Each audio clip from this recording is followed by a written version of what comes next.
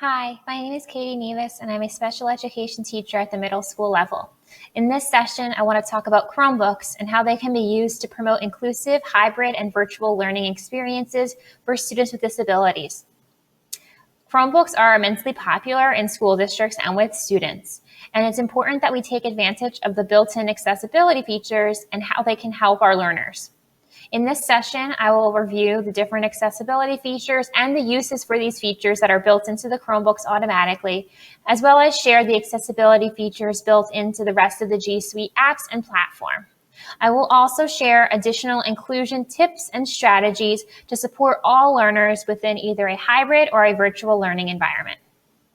One of the best parts about the Chromebook is the fact that it was designed so that everyone has access to the accessibility features. So from an inclusion perspective, it's great because it's not just any student with an IEP or 504 plan that have those accessibility features. Every child has access to the exact same tools, which makes it a little bit more inclusive and also means that everyone has the opportunity to take advantage of the tools on their Chromebook. So you can activate the accessibility features by selecting Alt-Shift-S or by clicking on the time in the bottom right-hand corner of the screen.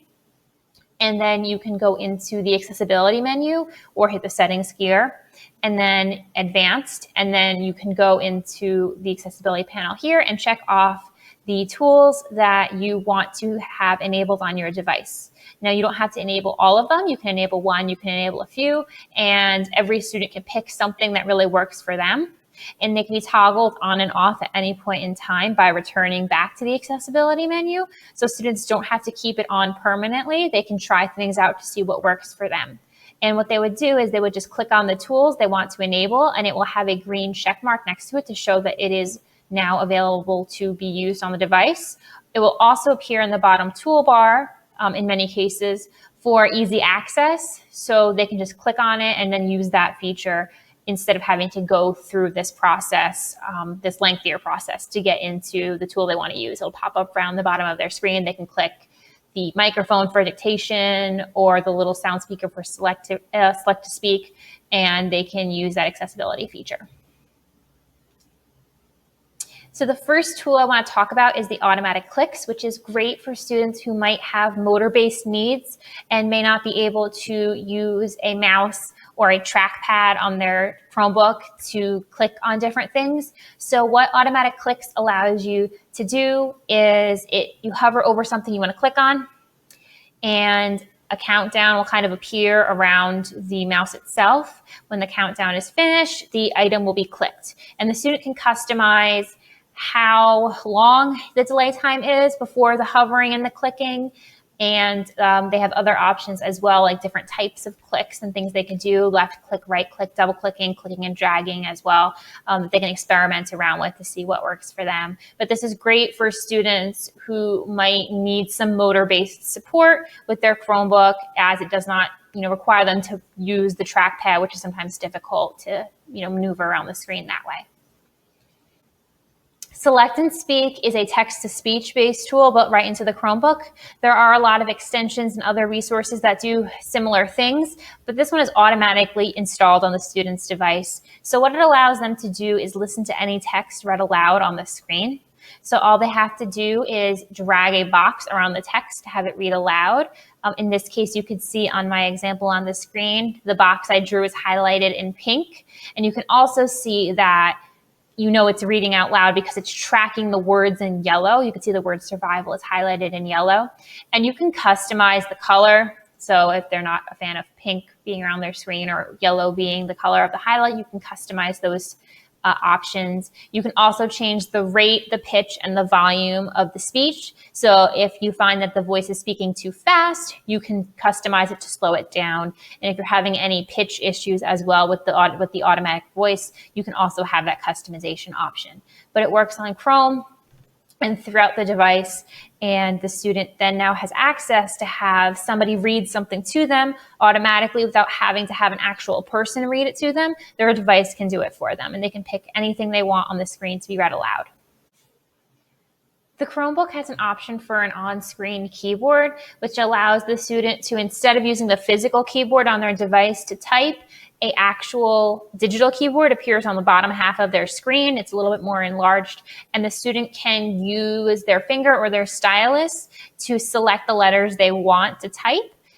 It's accessible on a touch screen as well as a non-touch screen, but you really get the full benefit of it if you have a touch screen Chromebook. So what the student can do is start to type the first couple of letters of the word they want to type, and it'll actually offer word prediction as well, so they can select the word as it appears on their screen if it's available through the word predictor. It also has a handwriting recognition feature where students can start to use their finger or a stylus to write a word out, and the keyboard will predict it for them, and then they can take that word and place it in the actual place where they are typing. Chromebox is not a text-to-speech tool, but rather a screen reader. And what it does is it enables a student who might have a visual impairment to read everything on their screen. It automatically starts reading after a page is finished loading. And what you can do is deactivate it if you don't like it or you don't want it to read for that page by selecting Control-Alt-Z. You can also use it so that when your mouse hovers over something, it will read that section. It can read images and things like that. So as opposed to being strictly a text-to-speech tool, like the one I previously mentioned, this is not that. This is just a screen reader, which is great for students who might need more visual support while they're working on a Chromebook.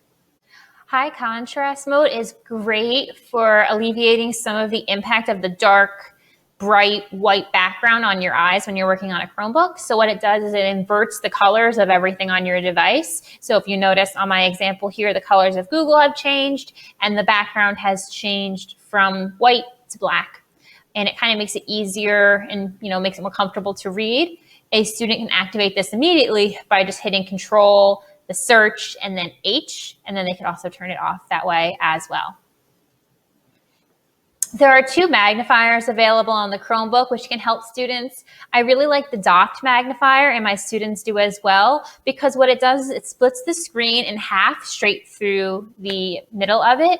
So the top half is your zoomed in section, and your bottom half is the regular screen. And that's really why my students like it, because they feel like they still have an anchor to the main page, but they have the capacity to look above and see a zoomed in image if they need that. So what they do is as it moves around, they move around with their mouse. The top changes as well to kind of zoom in on that section where their mouse is. By contrast, the full screen view is the whole screen is zoomed in and you're scrolling to move around, which also works if you're trying to kind of get a closer image of something on the screen. But my students do really like the docked one because they feel like they have the traditional view and then the larger view on top, as opposed to just fully being zoomed in. Dictation is something we use a lot in my classroom. And again, there are extensions that do this for you, but extension is automatically built into the Chromebook. So it makes it a little bit easier because nothing else has to be downloaded. So it's a speech to text tool where students can use their voice to type for them. So there are two ways to activate it. One is through the traditional accessibility bar that we had talked about at the beginning by going into the settings and activating dictation. The other option is to select the search magnifying glass and D, and you can automatically start talking, and it will type for you wherever your cursor is. So this is a way for students to use their voice to type for them anywhere on their device. As long as your cursor is placed where you want to start typing and you are able to type there, it will automatically pick up your voice and you can start talking. You do have to use punctuation in your voice though, like saying period, question mark, etc., because it does not do that for you automatically. There are other settings as well that you can use. I'm not going to highlight them one by one on each slide, but just to go over some of the really highlight options that students can take advantage of.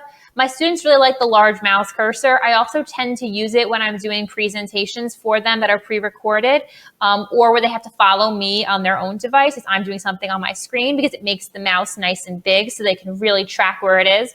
Even if you're looking at it on a projector or you're looking at it through a recording, the mouse is kind of small and might be difficult to follow. So that kind of enlarged mouse allows them to track it a little bit easier, both on their own device and on my device that I'm projecting. Mono audio is great for students who might need some audio hearing support. Also, if one side of your headphones decides not to start working, what it allows you to do is a lot of videos, will split sound between the two headphones, but it allows the same audio to come through just both speakers at the same time. So you don't have to worry about it only coming through one ear or the other ear. The same audio will come through both ears if you're watching a video or listening to something on your device. The blue ring when typing is shown as an example at the top. As you're typing, the blue ring will appear where the cursor is, where you're actually typing, so it'll follow you along. So in case you need help tracking where you are when you're writing something, that blue ring will kind of show you where the cursor is so you know where you are when you start typing. Instead of just having that blinking vertical line, you also have the blue ring to go with it. The highlight mouse cursor will create a red ring around your mouse, just another option to track your mouse. So instead of just having a large one or a small one, you could just have a red ring around it, and you could follow that red ring and help you figure out where your mouse is on your computer.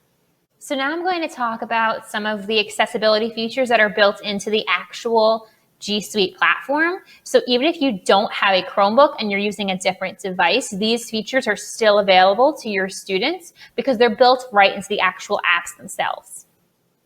The first one I want to talk about is voice typing. I know I talked about dictation on the Chromebook, but this is actually built just for Google Docs. So if you're in a Google Doc, you go into Tools, and then you can click on voice typing. And wherever your cursor is, you can actually start typing with your voice. A little pop-up will appear. You can see it over on the side. It looks like a little microphone. When you click it, it activates it and you can start speaking, and it will start picking up the words you're saying and typing it on your Google Doc. You have to speak the punctuation, but there is a list of commands you can use. I recommend for your students that you don't give them a list of, 50 commands they can use. Really try to pinpoint the ones they're going to use often.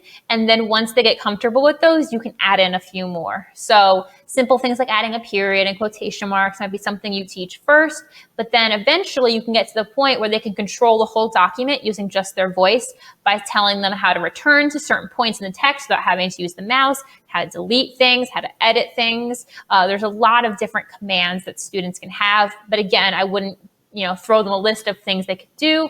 I might teach them 1 or 2 or 3 at a time. And then as they get more comfortable and as you find they need different things, then you can build on that and give them more, I want to say, advanced skills you could do with the voice typing.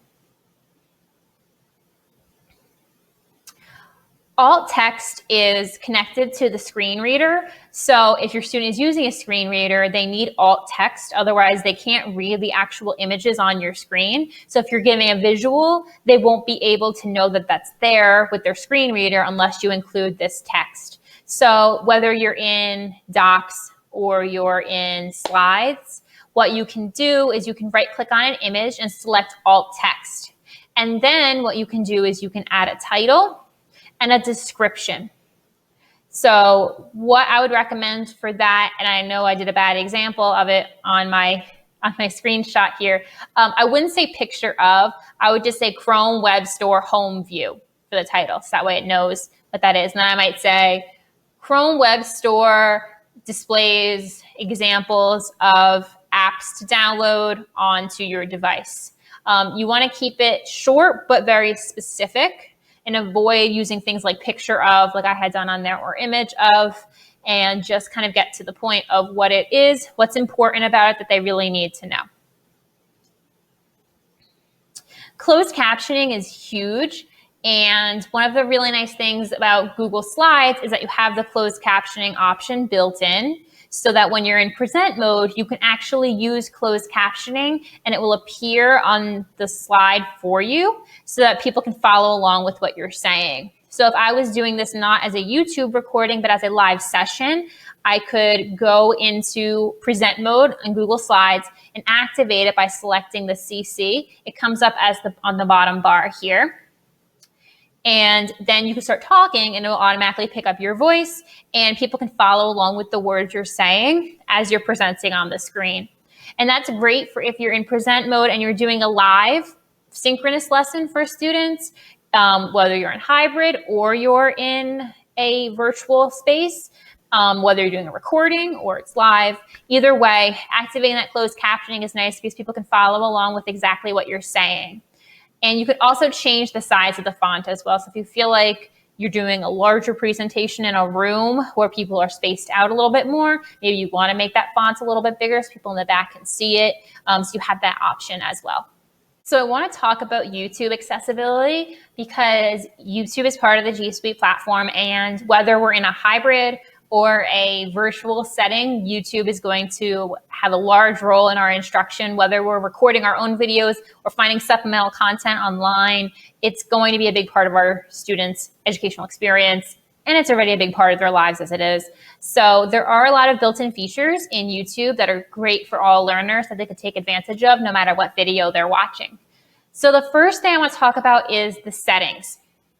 So even before the pandemic and everything hit, my students and I always did like a blended learning model.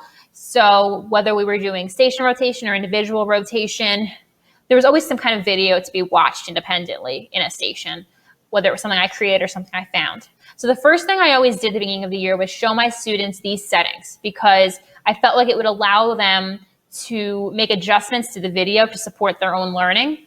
So the first thing that I would show them is the settings gear and the playback speed, because sometimes the speaker in the video talks really fast and you just scale it back and slow it down so you don't have to keep rewinding and re-listening to everything. Or they might be talking at a slower speed and you might want to, spice it up, move it up a little bit. So what I would do is I would tell my students that they could lower it to as low as 0.25 all the way up to 2x. And they would play around with it for a while to really get comfortable with it. I mean, initially, they really just want to bump it up to 2x to hear the people talk really fast. But eventually, they realized the value of doing that they really had control over the video then. They could have the speaker, really slowed down so they could digest everything they were hearing, in addition to the pausing and, rewinding, rewatching, but really having that control over the speed. The second thing that I really like is obviously the closed captioning, the subtitles. But beyond just the fact that you can click on the closed captioning and activate it, you can really customize it. Now, sometimes the closed captioning isn't always accurate because it depends on the quality of the video and how it's created, how clear the speaker is in the microphone. Sometimes words get, messed up here and there. But I love the closed captioning settings. So what you can do is you can actually change the language of the closed captioning, which is awesome. But I also teach my students that they could change the font size, the color, the background, and the opacity of their closed captioning. And like if you look over at the bottom to the screenshot I took here, you can change the font itself. So if the font isn't working for you, you can adjust it. You can change the font color. By default, it's white with a black background, but you can adjust that. I've made it yellow, I've made it pink. Whatever works for you. You can change the font size. It could be smaller, it could be larger. And again, personal preference. The background color and how dark the background actually is. And then you could also do the opacity of the font. So like, is the font a little bit more see-through or is it, clear and solid? And that really, again, is personal preference for the students. I let them play around with it and see what works for them. Sometimes they like to change the color of the font, not the background, etc., the opacity, the size, the font itself. It just really depends on personal preference. But that setting will save for the students so when they go to another video and they don't have to set this up every time they watch something new. It'll just carry over to the next video they watch. Best practices says that you should have a transcript for every video you assign students. But that's usually difficult because that requires you to type up the entire video transcript, and that's very time consuming. So one of the nice things about YouTube is that it has this built in to most videos, if not all videos. I have come across some videos that don't have this embedded into it, but the majority of them do. What you can do is show your students where the open transcript option is on every YouTube video. And I personally do use this myself a lot, especially for longer videos, because it makes it easier to go back and find different things you're looking for right in the video. So underneath the video, there are 3 horizontal dots.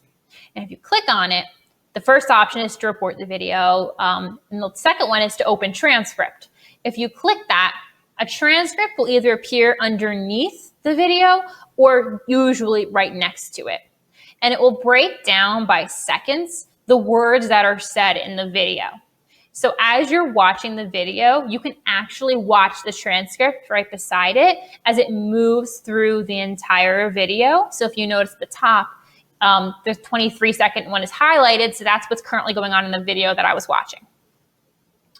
I can also use Control F and search through the transcript, which is great if I'm trying to refer back to it for an assignment and I can't remember what point in the video the author was speaking about it. So I can Control F, type in a keyword that I remember, and I can immediately find it in the transcript. And when you click on that moment, so one of these moments, if I click on this 23 seconds, it automatically jumps the video back to that point so that you can hear what the person was saying. So this is automatically done in YouTube for you. You don't have to do anything other than show the students how they can open it. Again, similar to the closed captioning, there might be words here and there that are not picked up correctly depending on the quality of the video, but for the most part, it's pretty good. And you also have the option to translate it as well. So I want to talk about some implementation strategies for these tools, as well as some more inclusive learning strategies for using Chromebooks and G Suite to create inclusive learning environments, whether we're in hybrid or virtual format. So the first thing I want to talk about is the fact that you should teach all the students in the class about the tools. So if you're in an inclusion setting, the best thing to do would be to introduce every child to the tools that are available to them because everyone has access to them. They're universal modifications at this point that every student can use because they're on every device. Yes, you could probably signal to students which ones might be more helpful to them based on their needs, or if they have an IEP, their IEP accommodations, but teaching it to all the students really creates an environment where the students feel comfortable using the tools because it's open to everyone. It's not stigmatizing anymore because anyone can use text-to-speech. Anyone can use speech-to-text. And in my experience, a wide variety of students will use the different tools for different reasons. It doesn't matter whether or not they have an official classification. If the student finds out it works for them, they're going to use it anyway. So that boils down to offer it to everyone. Give everyone the opportunity to use these tools because they're at their disposal anyway. They're available for them to use, especially this is really helpful if they're virtual and they're online at home, working at home online.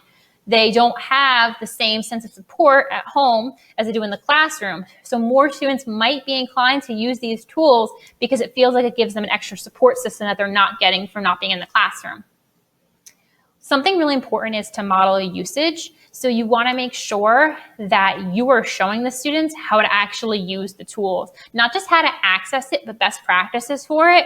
Like if I'm watching a YouTube video with my students, I will open up the transcripts to find different evidence and things I'm looking for when I'm doing an application activity. I will put on closed captioning. I will do closed captioning if I'm presenting something and I'm using Google Slides. That way they see me using it and it becomes more normal for them because they're like, oh, the teacher's using it.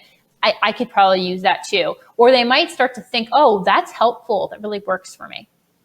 I would also make sure to involve the family in the process since Chromebooks are usually very education focused. I feel like a lot of school districts are going toward Chromebooks. Parents may not be aware of the different accessibility features built into the device. So it's important to involve the parents in the process by telling them what tools are available to their students, what tools they can use at home, especially in virtual and hybrid situations, because the parents might be working and might not have time to figure out what tools are available. So really telling the parents, this is what your child has, this is what they can use, this can help them do X, Y, or Z, can really be helpful. And it also helps to reinforce the fact that these tools can be used anywhere. So this year, I'm planning to give a list to my parents of technology tools that are available through the Chromebook and what they do. That way, when their child is working, they know they can rely on those supports while they're at home. They can use their text-to-speech. They can use their speech-to-text. It doesn't require somebody to do that for them. The device does it for them. So I'm really planning to involve the family very heavily this year in the accessibility features and the different tools available through the Chromebook. That way they know. I would recommend teaching one or two at a time and not overwhelming students, giving them a few to experiment with, then moving on to another set. And then provide time for a learning curve just because there might be some adjustment that needs to go on. I always tell students, don't throw it away after the first try. Give it like 1 or 2 attempts. Then if you don't like it, we could figure out another tool that might work better for you. But I'm like, but give it a shot a little bit, because it does take some getting used to the sounds of the voices and things like that and how to maneuver it. And it might be frustrating at first, but I always tell them, give it a little bit of time. And then if we don't like it, we'll sit down together and we'll talk about another option that might be better for you. And I want to close with some final accessibility tips if you're designing content for an online space. These are just some basic things to keep in mind as you go forward into the new school year and you're creating instructional materials. When you're working on a computer, these 3 fonts, Tahoma, Verdana, and Georgia, they are ones that were specifically designed to be easy to read on a screen. So these are tools that you can, fonts that you can use to support your students as they're reading. I would avoid like curly and twisty fonts on the computer. They look good on paper and they look good on bulletin boards, but they're really hard to read on the computer. Try to use 2 or fewer fonts. If you notice in this presentation, I had 1 font for the header, 1 font for the text, and I kept that the entire time. That's easier to follow. It's nice and clean. I know it doesn't really look pretty, but it's easier to follow. Avoid capitals because that's difficult to read on the screen. Also use headings because that's easier for people with a screen reader. And also just in general, it's easier to go back and find information when there's nice headers to refer back to. Closed captioning, remember to have that available to anybody using, when creating videos or recordings. And then this is a big one when you're linking things, because so many of us are hyperlinking resources in Google Docs and things for students to click on. Make sure your links have purposeful names, not like click here or just pasting the link. If you give it a purposeful name and then link it, it makes it easier for students, A, with a screen reader, and B, just to figure out what the resource is supposed to be. So that's just a couple things to keep in mind as you're going forward into the next school year. So that's my advice for using Chromebooks and Google for Education in the inclusion classroom, whether you are in a hybrid or a virtual environment. Just keep in mind that these tools are available for all learners, and they should be used to support your students when they're working either at home or in the classroom. I hope you learned something today that you could take away and bring to your students for the upcoming school year.